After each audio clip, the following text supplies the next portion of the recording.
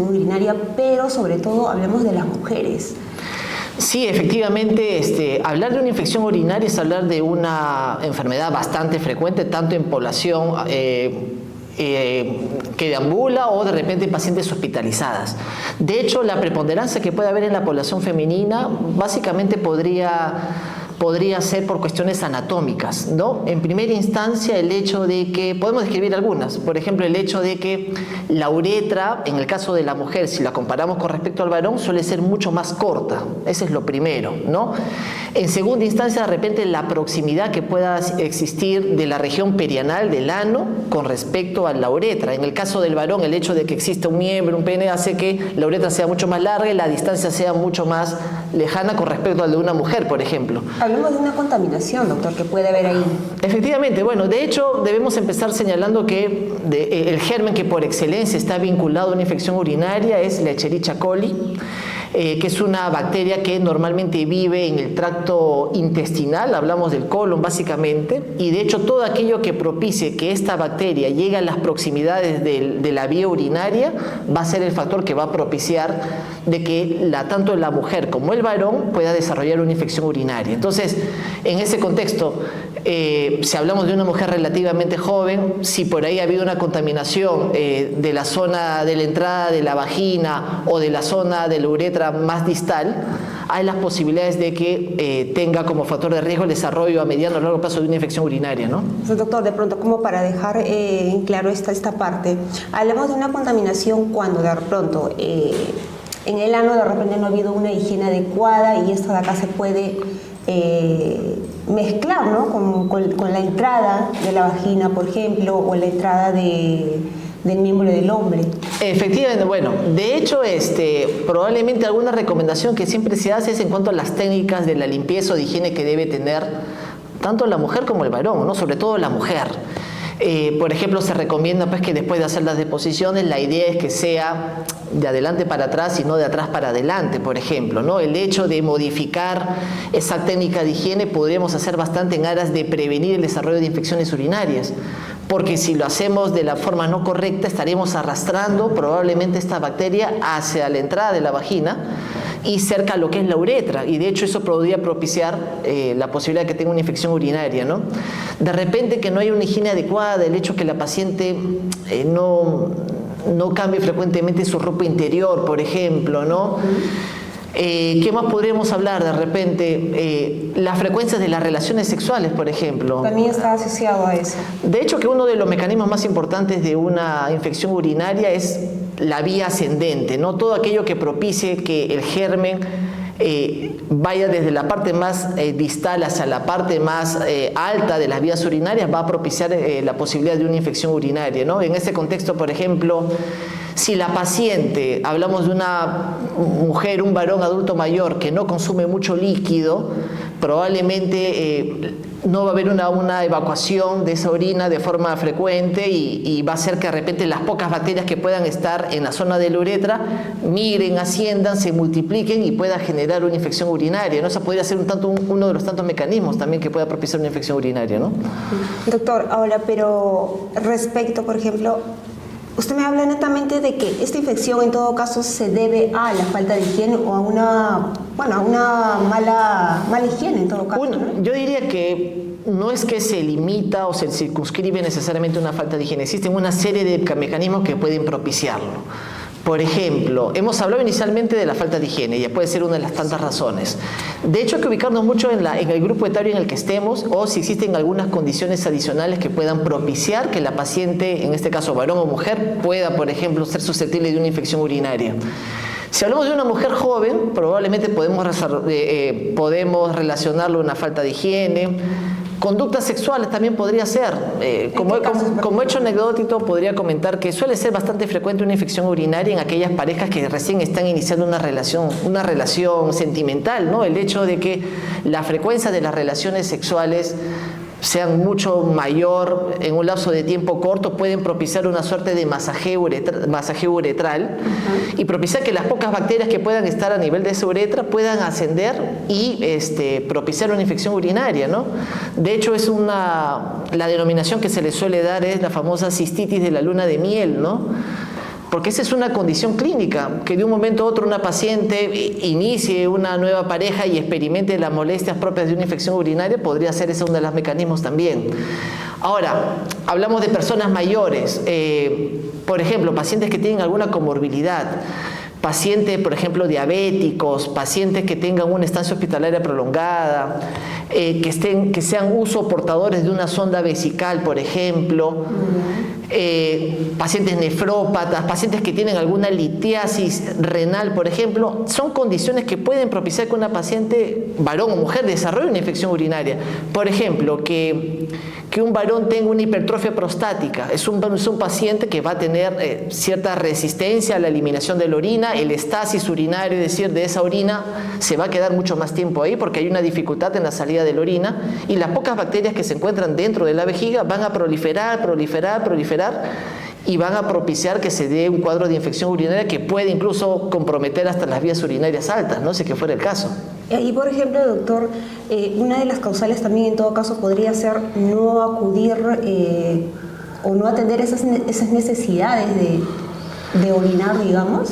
Yo creo que, de hecho, que debemos estar atentos a alguna sintomatología, molestias, síntomas que puede manifestar la paciente. Veamos, muchas veces se suele clasificar a la infección urinaria en función de las estructuras que están comprometidas. Habíamos mencionado que el mecanismo más frecuente de una infección urinaria es la vía ascendente, de manera que en ese sentido las primeras estructuras que se verían afectadas serían la uretra y la vejiga. Si hablamos de una infección urinaria baja que compromete la uretra y la vejiga, probablemente la sintomatología, ¿cuál va a ser? ¿Cuál será el motivo por el cual la paciente acude a una consulta? Probablemente sea en primera instancia molestias al orinar, una sensación de ardor o dolor al orinar inusitada que antes no lo presentaba. Eso podría ser un primer síntoma, ¿no? Que puede ser un signo de... Es uno de los síntomas más comunes. Más comunes, un signo de alerta. Nosotros técnicamente lo llamamos como disuria. La otra sintomatología que podemos mencionar se llama polaquiuria, que es el nombre técnico, y que hace referencia a que aquella paciente que acude frecuentemente al baño, pero cada vez que va al baño orina en pocas cantidades. Eso lo conocemos como polaquiuria. Podría ser otra sintomatología de una paciente que tiene una infección urinaria baja. Hablamos también de esa sensación de pujo al miccionar, sensación del tenesmo vesical, esa sensación de querer orinar y finalmente no orina. Esos dolores también que mencionan, los dolores en la espalda baja, doctor, ¿eso también está asociado a la infección urinaria? O sea, ¿se da en todos los casos? Bien, es bastante frecuente que las pacientes cuando acuden a la consulta suelen muchas veces relacionar el dolor lumbar con una infección urinaria. Y lo cierto es que podría darse el caso, pero no necesariamente es así. Es bastante frecuente que acudan a la consulta y mencionen, doctor, incluso dan por hecho que tiene ese diagnóstico, ¿no? Doctor, me duele la cintura, tengo infección urinaria. Pero ese es un dato que no es tan exacto, ¿no? Porque, veamos, si tenemos un dolor lumbar y lo queremos asumir de que se trata de una infección urinaria, estaríamos hablando de un compromiso de los riñones.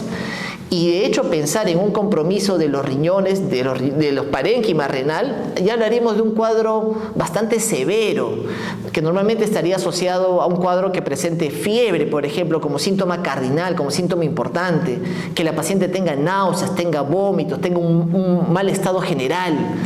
Entonces, lo que quisiera que se lleve de repente la población es que no necesariamente todo dolor lumbar debe ser asociado a una infección urinaria, ¿no? Insisto, si pensamos en una infección urinaria, el cuadro tendría que ser mucho más severo, mucho más florido, y hablamos de fiebre, en definitiva, náuseas, vómitos y algunas otras molestias. De repente la sensación de disuria, polaquiuria no lo vamos a atender necesariamente, pero sí el cuadro es mucho más severo, ¿no? ¿Y qué hacer, doctor, ante estos casos? Ante la presencia de estos síntomas, acudir al médico, acudir de repente a la farmacia, como hacemos de repente cuando nos da un resfriado común. ¿Qué es lo que se debe hacer? Yo creo que es sumamente importante que de tener estas molestias, la idea es que pasemos una evaluación médica, ¿no? Creo que en ese sentido el médico, la persona, en este caso preparada, el profesional de salud que está al frente, tenga la capacidad de discernir que la sintomatología que está manifestando la paciente corresponde o no a una infección urinaria, ¿no? Como hemos mencionado hace un rato, hay pacientes que acuden por el dolor lumbar. Seguramente el profesional de la salud, el médico internista, el ginecólogo, sabrá abordar y hacer algunas preguntas adicionales para relacionarlo o no a una infección urinaria, ¿no? Si, por ejemplo, menciona que tiene dolor lumbar, pero no hay la disuria, no hay la polaquiuria, probablemente hace referencia a un dolor de tipo muscular, seguramente, ¿no? Y en ese contexto no habría por qué darle una medicación no apropiada, porque definitivamente estaríamos haciendo un daño, probablemente generando una resistencia a los antibióticos. Por eso lo que menciona, ¿qué se tendría que hacer? Acudir a un profesional capacitado, ¿no? En este caso, al puesto de salud más cercano, al centro de salud más cercano, en este caso al Hospital de Emergencia de Villa El Salvador, si es que la paciente se atiende acá, donde haremos las preguntas pertinentes y seguramente, si es que es necesario, pediremos algunos exámenes adicionales para corroborarlo, ¿no? Siendo nuestro aliado en primera instancia un examen de orina y quizás también un urocultivo, ¿no? Si es que fuera el caso. Claro. Doctor, ¿y cuán importante es de que la paciente reciba este diagnóstico de infección urinaria, ¿no? Porque de pronto, usted sabe, bueno, y es muy común creo entre muchas personas que muchas veces, bueno, tenemos un pequeño dolorcito, vamos a la farmacia y compramos algo para el dolor. Tenemos de repente una molestia en la parte baja, bueno, decimos ya pasará, pero no hacemos o no acudimos al médico como se debe, ¿no?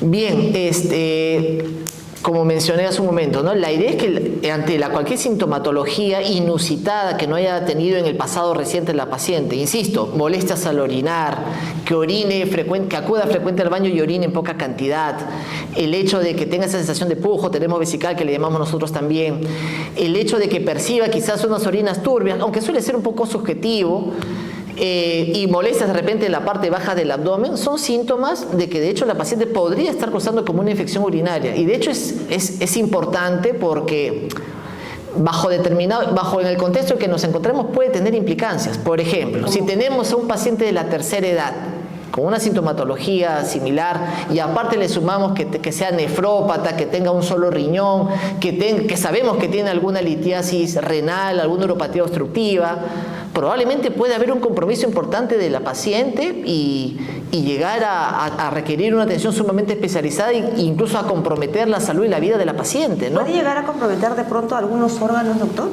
En definitiva, claro, hablamos de una infección que puede tener como riesgo el comprometer al riñón, que es un órgano sumamente importante, y de hecho que la infección se propague a todo el organismo, a una infección sistémica y que requiera una atención mucho más especializada, ¿no? Por ejemplo, se me ocurre hablar también en una paciente gestante.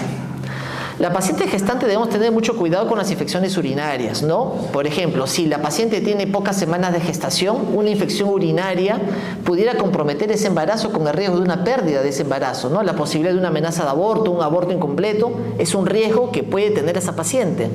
Si hablamos de embarazos que han transcurrido un mayor número de semanas, la posibilidad, por ejemplo, de amenazas de parto pretérmino o de trabajos de parto pretérmino, es decir, trabajos de parto que se inicien antes del tiempo ideal o esperado. La posibilidad o riesgo, por ejemplo, de una ruptura prematura de membranas. Por ejemplo, en mi condición de ginecólogo obstetra, que puede ser una causa frecuente de atención en nuestra emergencia, si hay una infección urinaria que no ha sido detectada a tiempo, no ha sido bien tratada, el riesgo de que esa bolsa amniótica, ese saco gestacional donde se encuentra el bebé, pueda romperse antes de tiempo, ¿no? Y de hecho, ¿cuál es el mecanismo? O sea, ¿por qué nos debería llamar la atención? Debemos saber pues que el saco gestacional tiene por objetivo aislar al bebé del medio exterior, ¿estamos de acuerdo? Entonces, el hecho de que esas bolsas se rompan puede propiciar que gérmenes del tracto vaginal, genital inferior puedan ascender y puedan comprometer al útero y al bebé y comprometerlo, ¿no? Y la posibilidad de que pueda haber implicancias, ¿no? Y se pueda perder el embarazo incluso. Claro. Dígame. Doctor, pero hablemos de que en todo caso siempre hay un tratamiento para esto. O sea, conocemos de pronto los riesgos tanto a nivel de embarazo, bueno, también para una persona que no está embarazada, pero siempre hay un tratamiento efectivo para estos casos. Bien, a ver, yo creo que lo correcto es, si tenemos la sintomatología y la sospecha de que la paciente pueda estar cursando por una infección urinaria, lo más correcto es que la paciente acude a un establecimiento de salud, puesto de salud, centro materno, un hospital, donde sea evaluado por un médico, valore, haga una anamnesis, un interrogatorio que nos ayude a confirmar si efectivamente la paciente tiene una infección urinaria, y el médico verá la posibilidad de darte un tratamiento y la posibilidad de solicitarte exámenes. Mencioné un examen de orina y un urocultivo, por ejemplo. Desde luego podemos tener la sospecha, pero probablemente si los exámenes demuestran lo contrario, probablemente suspendamos el tratamiento o no demos un tratamiento de forma no apropiada, ¿no? Porque estaremos haciendo un daño. Y el problema que tenemos hoy en día ante infecciones mal tratadas o mal diagnosticadas es la resistencia a los antibióticos, ¿no? Mencionabas hace un rato que puede ser una práctica bastante frecuente acudir a la farmacia y que reciban tratamientos de forma muy directa, ponte tal ampolla, y eso no es lo correcto. Definitivamente el problema que tenemos es que cuando en verdad seguramente estés con una infección urinaria y lo necesites y has usado medicinas de forma no apropiada, seguramente esa medicación no va a poder responder y vas a tener problemas, y eso lo vamos a lamentar, ¿no? Así es, doctor. Doctor, tenemos una pregunta justamente de nuestros seguidores que nos hicieron la semana pasada. Y dice, Jessie Aybar pregunta, dice, ¿por qué no se puede curar rápido la infección urinaria, doctor? Bien, la infección urinaria, ¿por qué no se puede curar rápido? Yo creo que va a depender en primera instancia de las características de esa bacteria, ¿no? La Escherichia coli, por ejemplo, tiene la capacidad de adherirse de forma muy fuerte de repente al tracto, al epitelio de esa mucosa vesical probablemente, y sea uno de los motivos de por qué no se pueda tratar rápidamente, ¿no? Pero tenemos una amplia gama de antibióticos que pudieran ser beneficiosos y poder resolver esa infección, ¿no? No olvidemos que en el examen del cual hacemos uso es el urocultivo y antibiograma, en el cual, ¿cuál es la función de un urocultivo? Se toma una muestra de orina, se coloca en una placa y se ve qué germen crece. Y el laboratorio además lo somete a determinados antibióticos y ve frente a qué antibióticos el germen es sensible o es resistente. De manera que esto es sumamente importante porque a veces... A ver, vamos a mencionar un fármaco, ¿no? Que puede ser usado hasta a veces indiscriminadamente en la farmacia, el ciprofloxacino, por ejemplo. La paciente acude, toma, y el farmacéutico, de repente con buena intención, pero sin saber que está haciendo un daño, tómate un ciprofloxacino tales horas, tales días. El problema es que si la bacteria es resistente a ese antibiótico, probablemente no va a responder, y por eso la paciente no se va a curar, y probablemente esa es la percepción errónea quizás que tenga la paciente de asumir que las infecciones urinarias demoran en curarse, y probablemente la respuesta podría ser esa, el darle un antibiótico que no sea el apropiado, ¿no? Por eso quizás en muchos de los casos para hacer el diagnóstico de una infección urinaria requerimos de un urocultivo en la cual se demuestre que hay un germen que está creciendo. Es importante realizar las pruebas entonces. Sí, es la recomendación, ¿no? Doctor, ¿y qué pasa, por ejemplo, de que bueno, ya pasó una vez, se dio el tratamiento, se curó, pero nuevamente después de un tiempo regresa? ¿Qué hacer en ese caso? Yo podría decir, bueno, la vez pasada me recetaron tal medicamento, voy a volver a tomar el medicamento. ¿Es eso posible? Yo creo que no es lo correcto, ¿no? Porque ahí hablamos básicamente de dos conceptos, ¿no? Uno que puede ser la reinfección, el hecho de que en una oportunidad hayas tenido una infección urinaria, probablemente te curaste. Eso no quita que bajo determinadas conductas, acciones, puedas adquirir una nueva infección urinaria. El tema es que probablemente puede ser por el mismo agente infeccioso como también puede ser por otro agente infeccioso. Por eso en ese contexto sería lo ideal una nueva evaluación. Y el otro concepto que se suele mencionar muchas veces es el tema de la recaída, en el cual probablemente te curaste mal, no tomaste la medicación de forma apropiada y probablemente pues la infección vuelve a aparecer y probablemente bajo las mismas circunstancias y el mismo agente que fue responsable inicialmente de esa infección, ¿no? Eso también pasa mucho, creo, doctor, ¿no? De pronto que reciben un tratamiento de 7 días o 15 días, pero dicen, bueno, a la semana 5 me siento muy bien, creo que ya voy a dejar de tomar este medicamento. Bien, efectivamente, muchas pacientes lastimosamente, pues de forma no muy responsable, empiezan a notar mejorías y dejan de tomar la medicación. Y de hecho es que cuando si un médico, en este caso el profesional de la salud, le está indicando a la paciente que tiene que tomarlo un determinado número de días y cada número de horas, la idea es que se debe cumplir. Tratamientos incompletos son los que finalmente van a propiciar que haya esa suerte de reinfección o recaídas, si es que fuera el caso, y que de repente haya hasta la resistencia a ese fármaco que has utilizado, ¿no? El objetivo es completar el tratamiento y eso es sumamente importante que la población lo debe saber. Así es. Doctor, tenemos otra pregunta más de Katy Laura. Bien. Ella nos dice, ¿después de la radioterapia uno puede sufrir infección urinaria? La radioterapia, hablamos de un tratamiento probablemente en el contexto de una de alguna otra entidad, por ejemplo, a ver, se me ocurre en mi condición de ginecólogo, probablemente una paciente que haya tenido un cáncer de cuello uterino y se somete a una radioterapia en la zona de los genitales, en la vagina.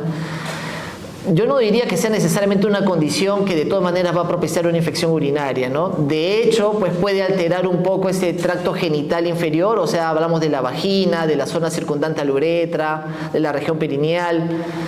Probablemente bajo estas circunstancias sí podría ser un factor de riesgo como para que se dé infecciones urinarias a repetición, pero hablamos de tratamientos probablemente no muy frecuentes, ¿no? El hecho de que una paciente reciba una radioterapia, hablamos bajo una condición específica, probablemente puede ser el tratamiento de un cáncer y eso. Así es una posibilidad. Muy bien. Tenemos también, bueno, sobre todo un comentario de Rosa Cáceres. Dice, ¿no? Estoy con infección urinaria, mañana tengo cita para que me vean mi urocultivo. Sigo con las molestias para orinar. ¿Alguna recomendación para ella, doctor? Bien, entiendo en todo caso que si la paciente, para que le hayan dado la orden de un urocultivo, entiendo que debe haber pasado una evaluación médica, ¿no?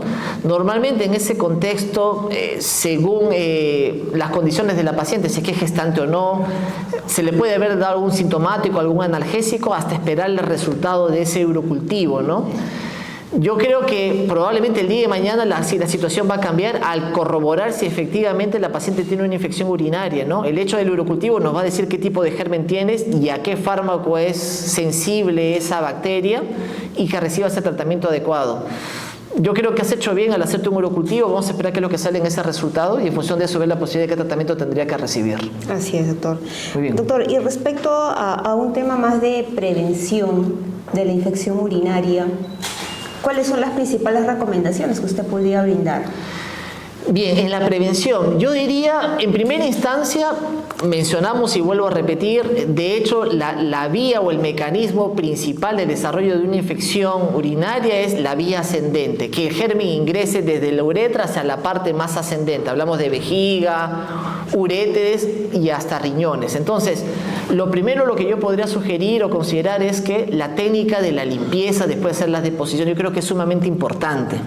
Lo otro que pudiera recomendar de repente es el hecho de una adecuada higiene que implique probablemente el cambio de esa ropa interior, ¿no? Al menos de forma diaria debería hacerse un cambio de esa ropa interior, ¿no? Muchas veces se recomienda de pronto, doctor, usar ropa interior de algodón o sintéticos, la que no es recomendable. ¿Es eso cierto, doctor?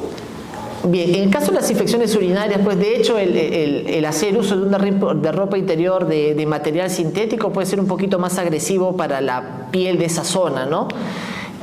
Una ropa de algodón es menos agresivo, de hecho no va a propiciar que haya mayor roce, mayor inflamación.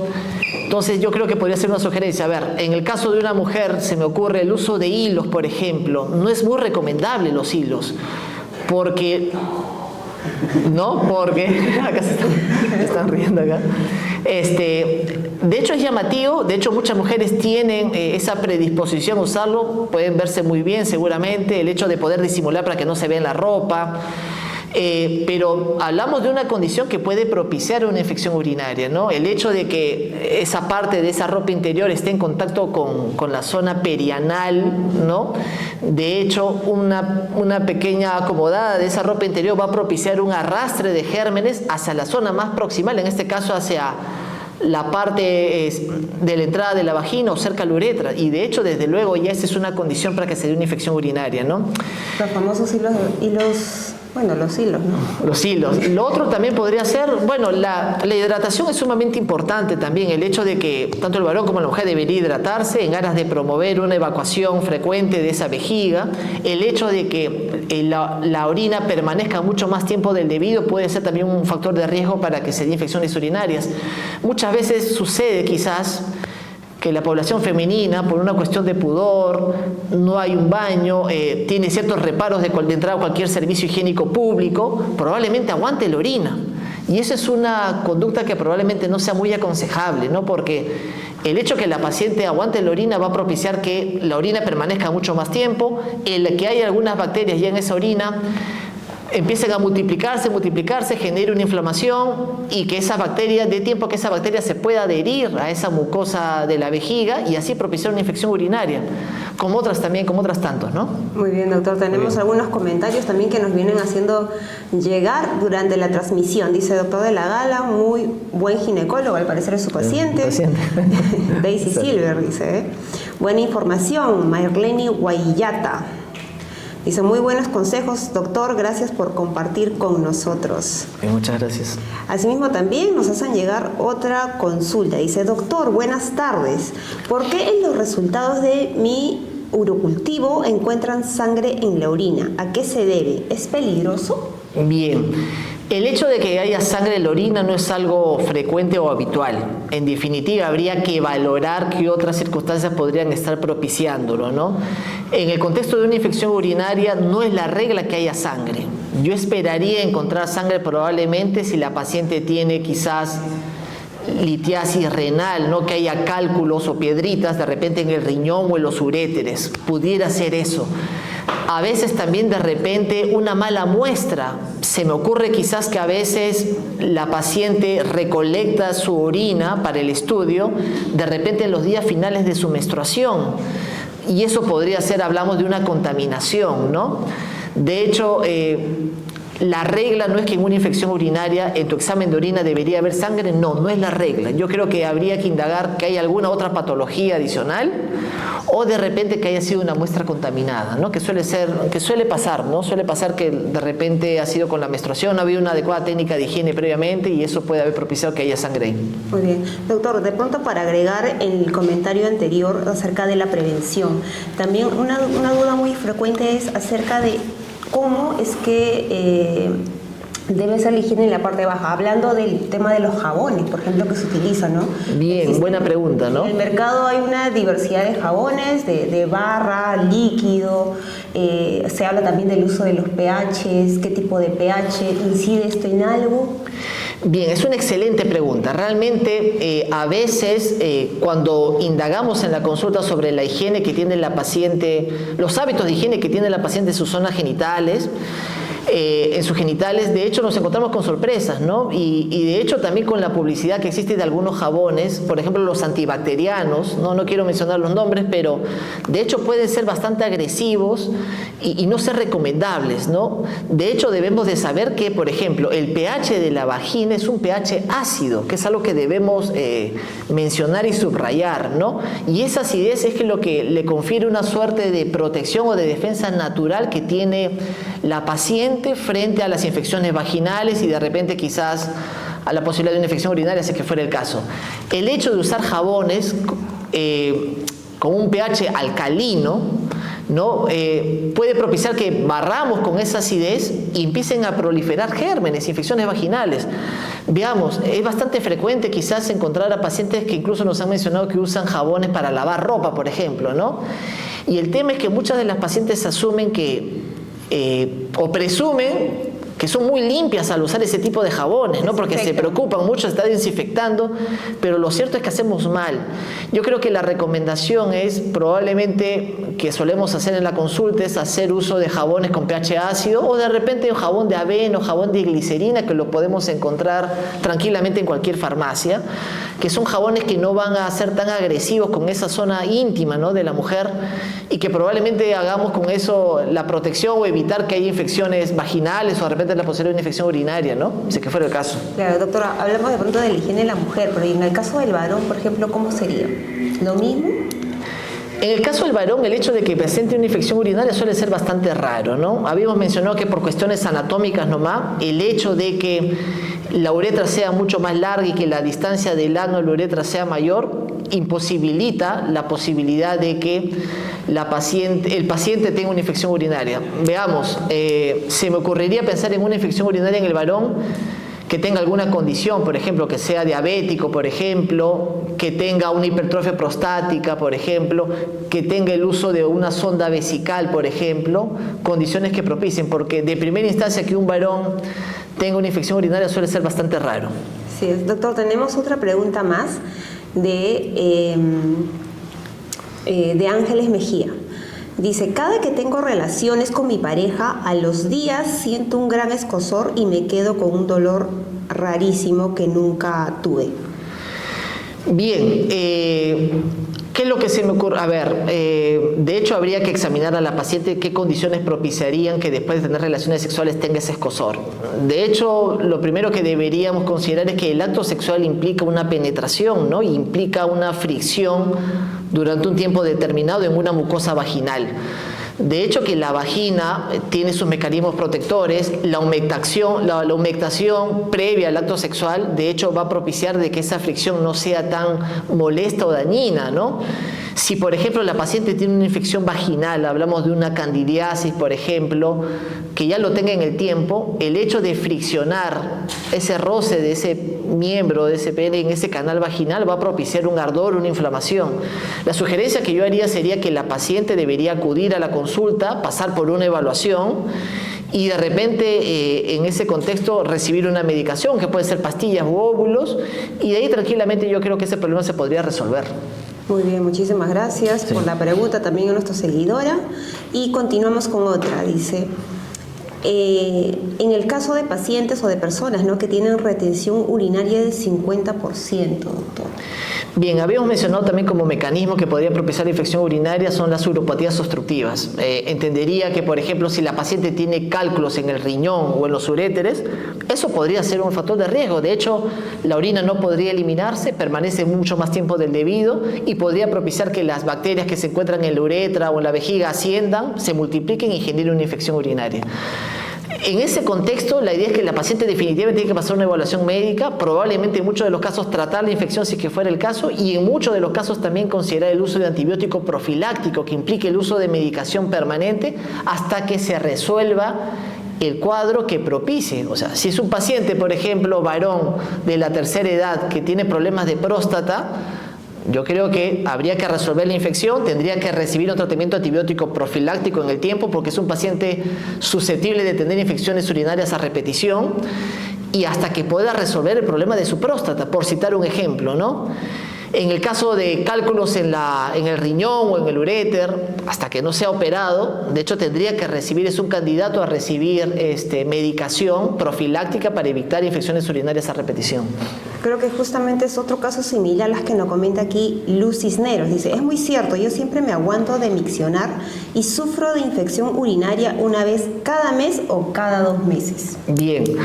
Veamos, en este caso estamos detectando cuál es el motivo de esa infección urinaria recurrente. Mencionamos hace un rato que efectivamente, pues no, la población femenina, el hecho de tener ciertos reparos de ingresar de repente a servicios higiénicos, tiende a retener la orina, ¿no? Y eso no es lo correcto, porque el hecho de una evacuación permanente de la vejiga es un mecanismo que va a evitar las infecciones urinarias. Si la orina, esta estasis urinaria, permanece más tiempo del debido, va a hacer que las pocas bacterias que estén ahí se multipliquen, se adhieran a la mucosa de esa vejiga y desarrollen infección urinaria, ¿no? La recomendación que yo haría es que se hidrate bien y que si tiene ganas de orinar, que orine, ¿no? Que quizás sería la recomendación que yo haría. Tomar mucho líquido. Sí, sí. Muy bien. Doctor, seguimos acá también con las preguntas. La verdad es que hay demasiadas preguntas. A ver, nos dice Rocío Blas, respecto a un paciente diabético, dice, ¿cuál sería el mejor cuidado y prevención? Imagino que asociado a la infección urinaria, ¿no? A ver, el cuidado y la prevención. Bueno, medidas higiénico-dietéticas, una adecuada hidratación, no retención de la orina. Por ejemplo, si tienes ganas de orinar, tienes que orinar, no tienes por qué aguantar la orina. Una buena técnica de limpieza después de hacer tus deposiciones, por ejemplo, habíamos mencionado eso. Una buena higiene íntima que implique el uso de jabones alcalinos, ¿no? Perdón, jabones ácidos, de pH ácido, ¿no? El cambio de la ropa interior, por ejemplo, frecuentemente. De repente el acudir tempranamente ante cualquier síntoma o una evaluación médica podría ser importante, ¿no? Yo creo que más que eso es lo que se recomendaría a la población en general. Muy bien. Doctora, acá de pronto para este siguiente comentario, pregunta, tal vez sea un mito, usted nos va a comentar. Dice, los jabones líquidos matan nuestro pH, nos comenta Natalia Naupal. Bien, de hecho que la información es cierta, pero debemos hablar de qué tipo de jabones. Insisto, El pH de la vagina es un pH ácido y está producido por una serie de bacterias que están en la vagina, que se conocen como los lactobacilos. El hecho de que la vagina tenga un pH ácido le confiere cierta protección. Usar jabones con pH alcalino va a propiciar que se barre esa acidez. Por eso existen jabones en el mercado, de hecho de determinados laboratorios que a veces solemos recomendar. No, pero insisto, si de repente no hay muchos recursos económicos, el hecho de usar, por ejemplo, un jabón de avena o jabón de glicerina pudiera ser una buena opción, ¿no? Incluso vemos también a veces que hay pacientes que optan por usar agua hervida o agua con manzanilla fría, por ejemplo, hervida fría, que pudiera ser también una buena opción. De repente yo aconsejaría también el hecho de a veces usar o tener la toalla usarlo durante varios días, la misma toalla no debería ser usada para el secado de esa zona íntima, ¿no? De repente la sugerencia pudiera ser el uso de papel toalla, ¿no? Si es que fuera el caso, ¿no?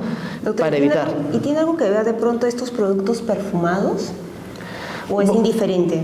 Bueno, los jabones de tocador por lo general tienen un pH bastante básico, ¿no? Y esos que tienen perfume probablemente lo son. Normalmente vamos a notar que ese jabón de avena o de glicerina tiene un olor bastante bajo, ¿no? Y en ese contexto probablemente no sea tan dañino o agresivo, ¿no?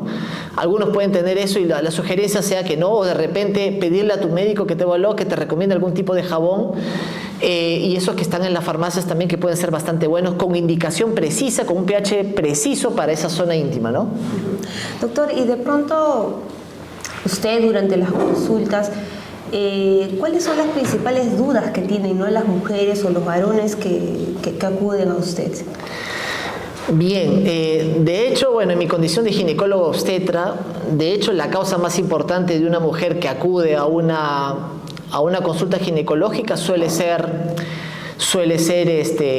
por las infecciones vaginales. De hecho, también las infecciones urinarias suelen ser una causa importante, pero yo creo que el tema de las infecciones vaginales y las urinarias suelen ser la causa más frecuente de consulta ginecológica. ¿Usted y alguna anécdota de pronto que nos pueda comentar? ¿Alguna paciente? De hecho, como comenté hace un rato, ¿no?, es bastante frecuente y a veces tenemos que lidiar un poquito con la percepción que pueda tener la paciente de que asume de que ese dolor lumbar necesariamente está asociado a una infección urinaria. Lo otro, por ejemplo, quizás hay pacientes que asumen que la quemazón en la planta de los pies pudiera ser un síntoma de una infección urinaria. De hecho, que existe evidencias o que guarda relación las vías urinarias con la planta de los pies, muchas lo manifiestan, ¿ya? Eso es totalmente falso. Bueno, a ver, de hecho, suele ser frecuente que la paciente lo manifieste. De hecho, a veces, circunstancialmente puede ser que coexista una infección urinaria, pero la explicación o la relación no es del todo clara, ¿me entiende? Entonces, lo que quiero decir es lo siguiente, que no porque tenga un ardor en la planta de los pies, necesariamente tenga una infección urinaria, ¿no? Yo creo que hay síntomas que se van a anteponer o se superponen, o se van a anteponer o van a ser más importantes al momento de considerar una infección urinaria.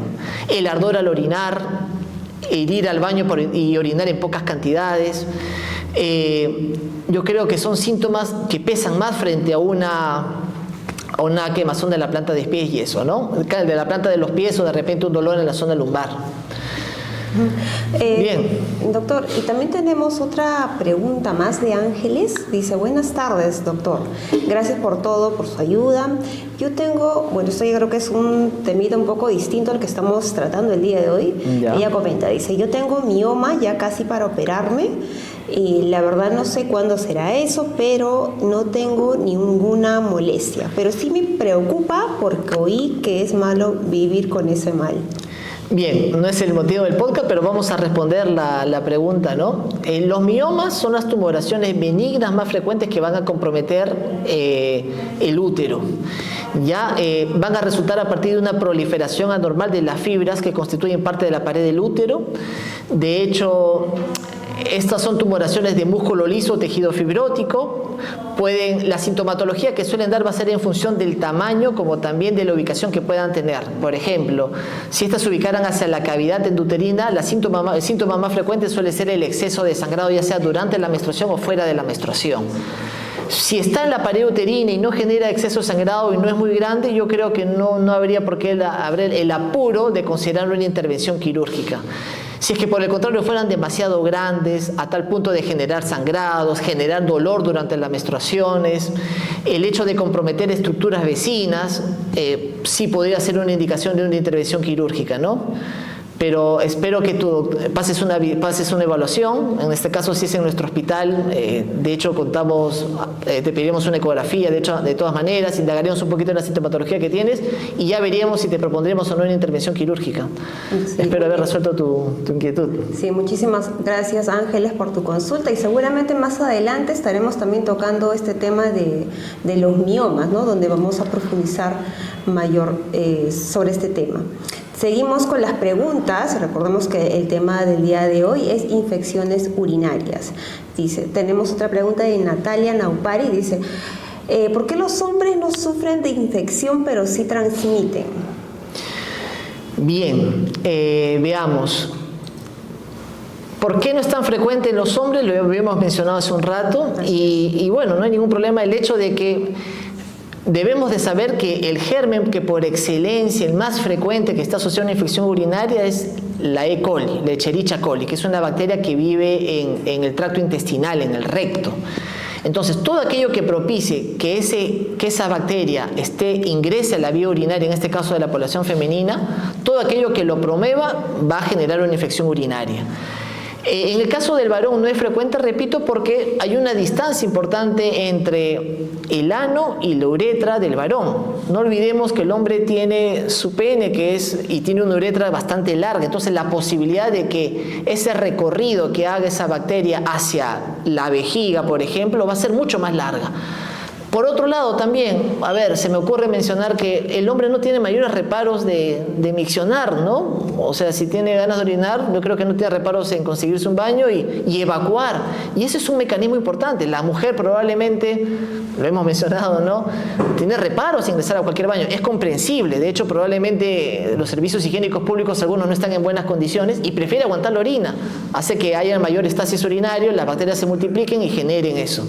Ahora, que el hombre sea el que transmita, no sé, se me ocurre de repente, mencionamos hace un rato como anécdota, por ejemplo, en las parejas que recién inician una vida sexual, probablemente el aumento de la frecuencia pueda propiciar que haya un masajeo de esa uretra, ¿no? El ingreso de ese miembro en la zona de la vagina genere un masajeo de esa uretra y promueva que las bacterias ingresen, pudiera ser alguna de las razones. Pero tanto como que el hombre lo transmita, no, sino que de repente por un mecanismo de contacto, de fricción, promueva que el ascenso de esas bacterias pudiera ser el mecanismo, ¿no? Y por ejemplo, en ese caso, doctor, ir al baño después de las relaciones sexuales ayudaría en algo. Yo creo que es recomendable, ¿no? En el tema de las mujeres, si las mujeres han tenido un episodio, ¿no? Un contacto sexual, ¿no?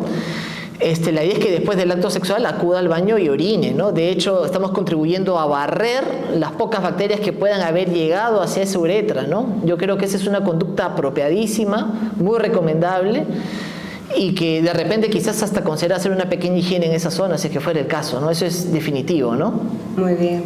Doctor, también tenemos otra pregunta muy interesante. Dice, habla de que hay algunas mujeres que no sienten el malestar de una infección. ¿Puede pasar eso? Bien, tiene una denominación y hablamos de lo que son las bacteriurias asintomáticas. De hecho, puede ser un tema un poquito controversial. De hecho, por lo general, esa bacteriuria asintomática suele ser hallazgos incidentales, ¿no? Porque como bien hacemos mención, la paciente no tiene ningún síntoma, y si no tiene ningún síntoma, la paciente no va a acudir a un centro de salud para buscar la atención. Probablemente al pedir exámenes de laboratorio de rutina, encontremos seguramente. Y lo controversial podría ser si es que habría que recibir tratamiento antibiótico o no. Y la recomendación que uno podría hacer es que si no tienes alguna condición de riesgo, por ejemplo, como habíamos mencionado, pacientes nefrópatas, diabéticos, inmunosuprimidos, con alguna neuropatía obstructiva, próstata, cálculos renales, de repente en ese contexto sí habría que tratar esa bacteriuria asintomática, o sea, darle un tratamiento antibiótico. Pero si la paciente, hablamos relativamente joven, con un sistema inmunológico competente, no tiene mayores síntomas, no arrastra ninguna comorbilidad, yo creo que en ese contexto no sería necesario recibir tratamiento, ¿no? Ahora, no siempre se requiere tratamiento. No, en ese contexto. Si no hay síntomas. En ese contexto no. Ahora, en el caso, por ejemplo, sí tenemos algunas excepciones. En el caso de una mujer gestante, sí. Normalmente cuando una paciente gestante acude a sus controles prenatales, de primera instancia pedimos una batería de exámenes y es que queremos ver la paciente cómo está iniciando un embarazo. ¿Estamos de acuerdo?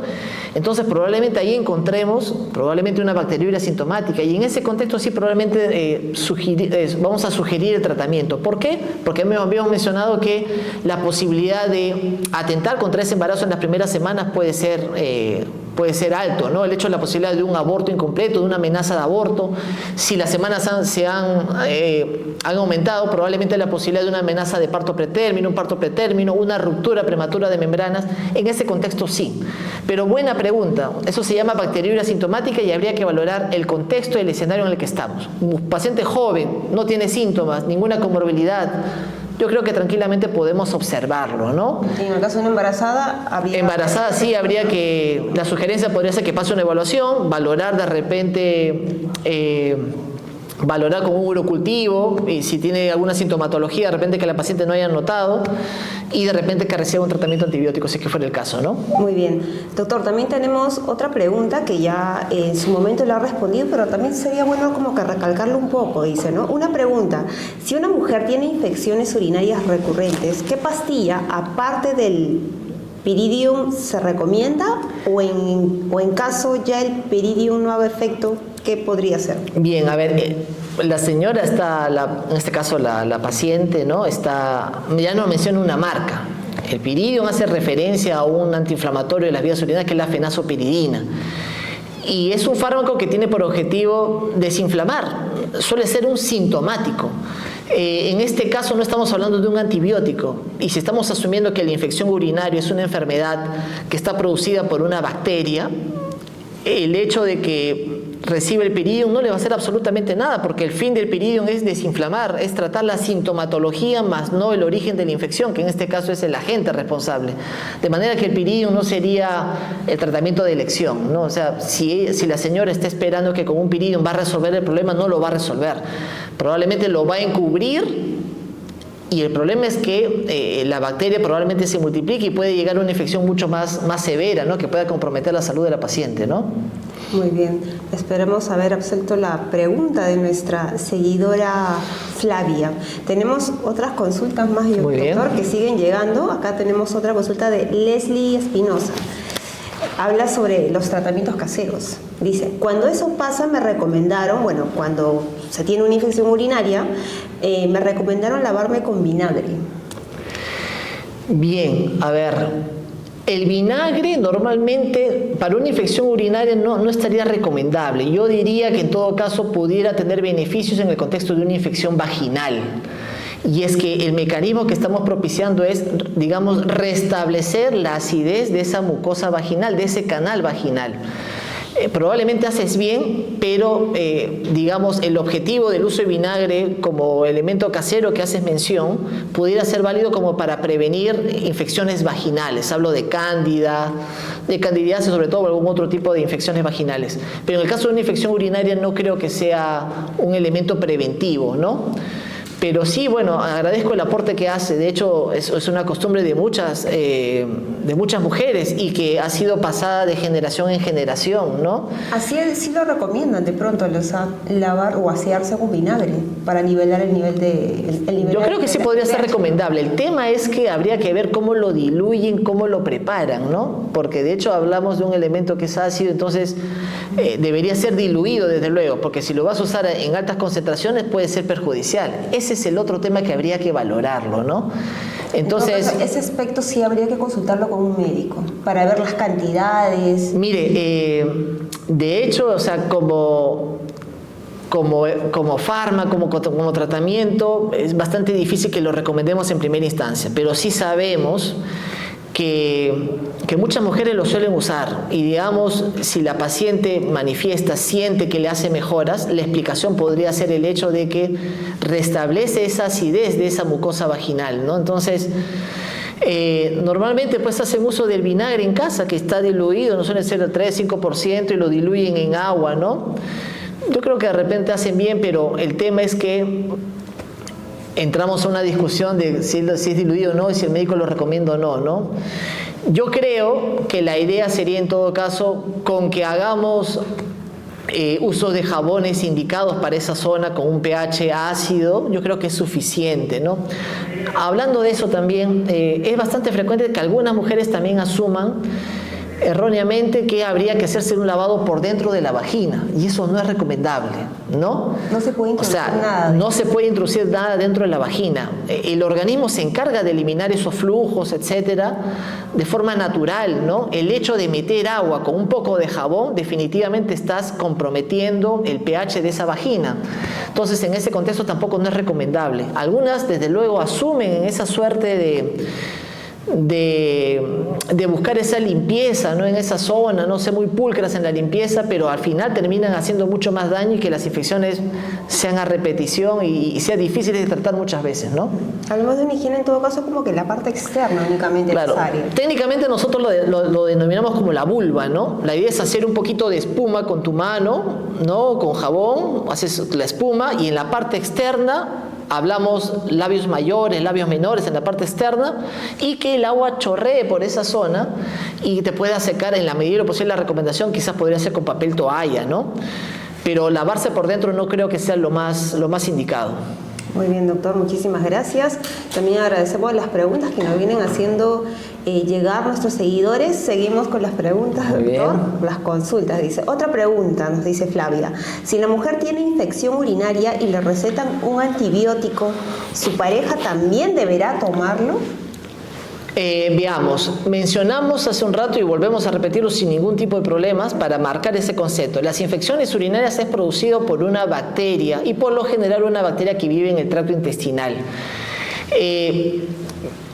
Entonces, el hombre, la pareja necesariamente que sea el elemento transmisor, en todo caso pudiera contribuir a través de repente del acto sexual, como habíamos mencionado, algunas conductas sexuales podrían propiciar eso.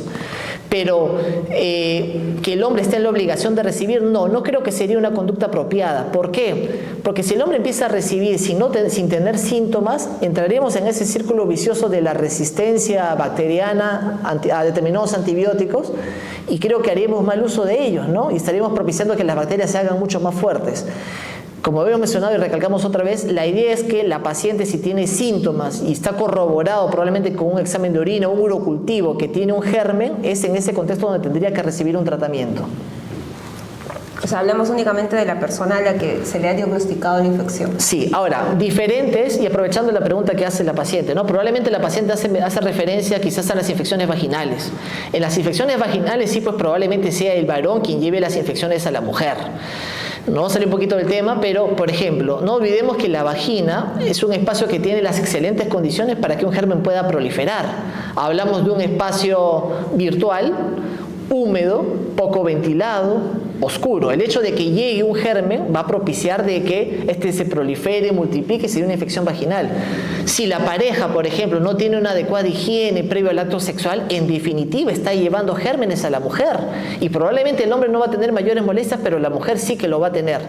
Así que en ese contexto, muchas veces en las infecciones vaginales hablamos de cándida, hablamos de gardnerella o tricomonas, que son algunos de los agentes responsables de estas infecciones. Es en ese contexto donde sí se recomienda el tratamiento para el varón y para la mujer. Ahí sí uno podría entender que es el hombre quien está llevando el germen a la mujer. Pero en el caso de una infección urinaria no es el caso, ¿no? Pero igual agradezco la pregunta, una pregunta importante, ¿no? Así es. ¿Sí? Seguimos, doctor. Bueno, Ángeles comenta, doctor, muchísimas gracias, de verdad me ayuda y reconforta su respuesta, Dios me lo bendiga. Muchas gracias. Seguimos con otra pregunta de Natalia Naupari. Dice, ¿tomar flor blanca es bueno o malo? La verdad que no conozco la flor blanca, no sé, ¿tú lo conoces? No he tenido la oportunidad de tratarla o de escuchar. Es la primera vez que escucho sobre la flor blanca. De repente hay plantas que tienen determinadas propiedades y habría que valorarlas, ¿no? De hecho, o sea, somos bastante respetuosos y la idea es esa, somos respetuosos también de algunas tradiciones o costumbres, pero de hecho nuestra idea, nuestra función es un poquito orientar y fundamentar el uso de determinados fármacos, determinadas plantas, de repente sustancias en aras de la mejora de la salud, pues, ¿no? Muy bien, tenemos otra pregunta, dice de Margarita Valdarrago. Dice, ¿una infección urinaria puede dar por aguantar cuando uno desea orinar o es solamente una inflamación? Bueno, de hecho el hecho que la mujer esté aguantando la orina va a propiciar que esa vejiga se sobredistienda, ¿no? Que ese sobredistimiento esté asociado, esa sobredistensión está asociada a una infección urinaria. Yo diría que el mecanismo es que al sobredistenderse y permanecer la orina por mayor número de horas o tiempo, va a propiciar que las bacterias que estén ahí se multipliquen. Yo creo que va por ahí el tema de la infección urinaria, ¿no? Por eso la recomendación es que no tienen por qué aguantar la orina. Si tienen ganas de miccionar, tienen que hacerlo, tienen que orinar. Muy bien. Bien, llegamos ya a la parte final de este programa. Muchísimas gracias a todos por cada una de las consultas, comentarios que nos han hecho llegar y el doctor, por supuesto, encantado de responder cada una de ellas. Doctor, de pronto una última recomendación para los seguidores, para quienes nos están viendo. Bien, yo en primera instancia quiero agradecer a la institución a la que pertenezco, que es el Hospital de Emergencias de Villa El Salvador. En mi condición de gineco-obstetra, pertenezco a la unidad de prestadores de servicios de ginecología y obstetricia. De hecho, las infecciones urinarias las solemos tratar, sobre todo en el contexto de mujeres y mujeres gestantes. Yo la recomendación que podría hacer es que ante el más mínimo síntoma que puedan tener de ardor al orinar, de acudir frecuentemente al baño y orinar en pocas cantidades, de repente por ahí de tener una sensación de febrícula, de fiebre, se debe acudir al médico para que pase una evaluación médica, ¿no? De hecho, el pasar por un profesional de la salud te va a permitir que a partir de un interrogatorio dirigido pueda determinar si efectivamente tengas una infección urinaria o no. El hecho de poder complementarlo con la solicitud de algunos exámenes de laboratorio, un urocultivo, un examen de orina, va a permitir hacer un diagnóstico correcto, adecuado y darte el tratamiento idóneo, el que deberías recibir.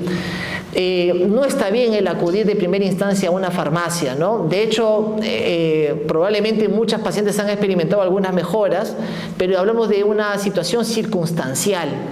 Yo creo que el Hospital de Emergencias de Villa El Salvador, con sus amplias instalaciones que tiene, con el sistema de agendar citas, yo creo que te permite la oportunidad de que puedas pasar una evaluación, que vengas a la emergencia si es que fuera el caso, o de lo contrario, acudir a tu puesto de salud, a tu centro de salud más cercano, donde existen los médicos que se encargarán de hacer una evaluación y probablemente de otro tipo de personal que también esté capacitado en detectar o sugerir qué exámenes tendrías que pedir.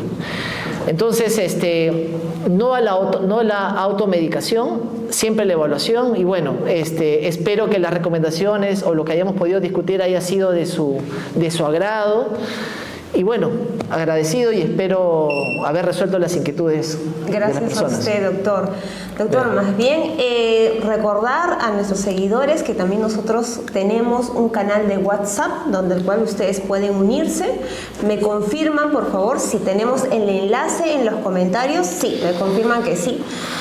Le dan clic al enlace e inmediatamente pueden unirse ya al canal de WhatsApp, el cual se llama Hospital Villa El Salvador. Aquí van a poder conocer sobre noticias, sobre sus citas, sobre diversas novedades, ¿no? Entre otros temas. Asimismo, si te gustó el programa del día de hoy, te invitamos a darle like, a compartirlo, por supuesto, y también estén atentos a nuestro próximo programa del día viernes. Vamos a estar publicándolo en nuestro Facebook. Bien, con nosotros ya hasta una próxima oportunidad.